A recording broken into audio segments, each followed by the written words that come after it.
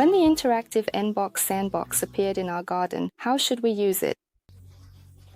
This question arose for us, for all educators. Of course, we first introduced the available modes. There are many modes, and all of them are interesting. We started small. We began by simply drawing the children's attention to the fact that we have continents and islands, which piqued their interest and led to the development of their cognitive sphere.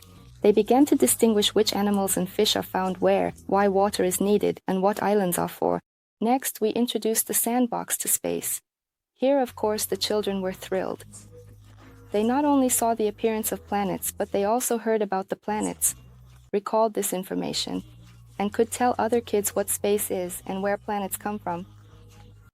After some time, I decided to direct them towards another development, that of the emotional volitional sphere. To do this, we worked with them on emotions, what the emotion of anger resembles, what the emotion of calmness resembles, and what the emotion of joy resembles. Then, having selected the appropriate modes, we switched to working with the sandbox itself. In this case, working with a mode like the volcano, we discussed with the children what the emotion of anger looks like, how it can grow like a volcano, and what happens to it. Then, inside a person, like a volcano, it devastates everything around.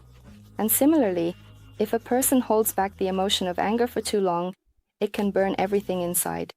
We then worked on how to cope with this emotion, suggesting our own ways. We crumpled and threw paper, we shouted into a cup, we dealt with emotions, and thus going through all the modes. We practiced emotions. A big plus is that during the sandbox activity, children can express not only their emotions, but they can also bring them into balance, into their inner state. When a child interacts with the sand, they relax.